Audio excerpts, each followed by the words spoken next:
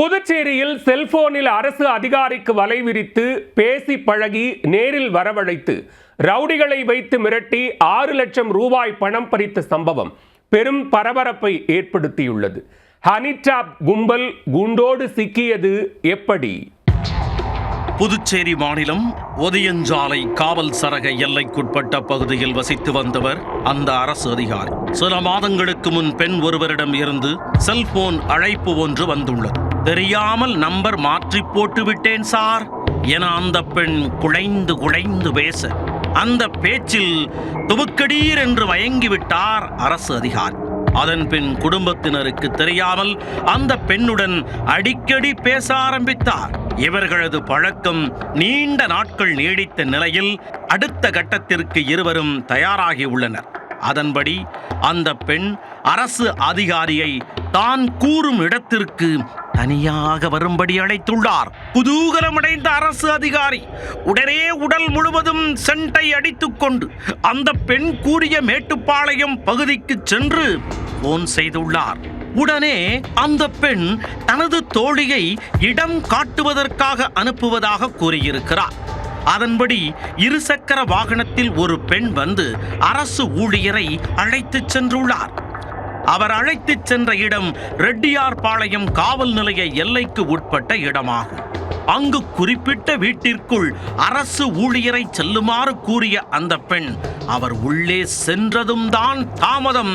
வெளியில் இருந்து கதவை தாழ்பாள் போட்டுவிட்டு அங்கிருந்து சென்று விட்டார். வீட்டிற்குள் அழகிய பெண் இருப்பார் என நினைத்து கலராய் வண்ணமாய் பட்டாம்பூச்சிகள் பறக்க கனவுகளுடன் உள்ளே சென்றவர் 5 ரவுடிகள் நாங்க இருக்கோம் வாங்கே என உருட்டு கட்டைகளுடன் வரவேற்றுள்ளனர். மேலும் இடுப்பு பகுதியில் இருந்து சூரி கத்தியை உருவிய ரவுடிகள் அரசு அதிகாரியின் அல்லையில் வைத்து அழுத்தி மிரட்ட ஆரம்பித்தனர். சில நிமிடங்கள் சடவென அடைமழை பொழிவது போல சரமாரியாக அடிவிழ அரசு அதிகாரி அரண்டு போனார். வேறு வழி இல்லாமல் தனது சேமிப்பு பணம் 4 லட்சம் ரூபாயை கொடுத்துவிட்டு அங்கிருந்து தப்பித்தோம் பிழைத்தோம் என ஓடி வந்துள்ளார். ஆனால் மறுநாளே அவரை அழைத்துச் சென்ற பெண் தொடர்பு கொண்டு தனக்கு 2 லட்சம் தரவில்லை என்றால் குடும்பத்தினருக்கு தகவல் சென்றுவிடும் ஜாக்கிரதை என மிரட்ட அவருக்கும் 2 லட்சத்தை கொடுத்துள்ளார். இதனால் ருசி கண்ட அந்த கும்பல் மேலும் 10 லட்சம் வேண்டும் என கூற அதிர்ந்து போன அரசு அதிகாரி இதற்கு மேல் முடியாது குருநாதா என நேராக ஒதியஞ்சாலை காவல் நிலையத்திற்கு சென்று புகார் அளித்துள்ளார்.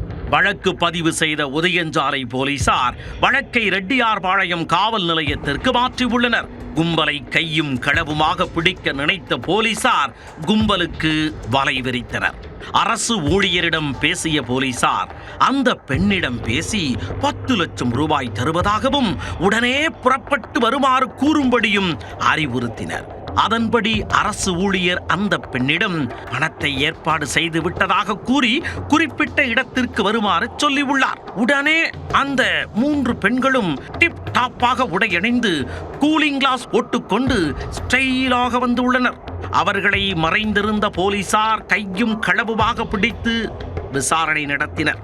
விசாரணையில் அவர்கள் புதுவை அரியாங்குப்பம் பழைய பூரணாங்குப்பத்தைச் சேர்ந்த டேவிட்டின் மனைவி மணிமேகலை, பெரம்பை மாரியம்மன் கோவில் வீதியைச் சேர்ந்த சுகந்தி, புதுவை வானரப்பேட்டை அம்மன் நகர் விரிவைச் சேர்ந்த தீனதயாளனின் மனைவி சுலோக்ஷனா என்பது தெரிய வந்தது.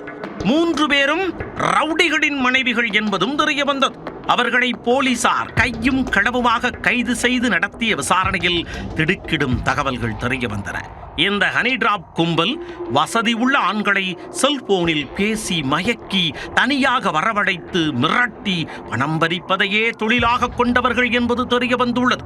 ஆண்களின் சபலத்தை பயன்படுத்தி பேசி பழகி தனியாக வரச் சொல்லும் இவர்கள் தங்கள் கணவர்கள் மற்றும் கூலிப்படையைச் சேர்ந்த 2 கொண்டு மிரட்டி பணம் பறித்து வந்துள்ளனர் என்பதும் விசாரணையில் அம்பலமாகியுள்ளது.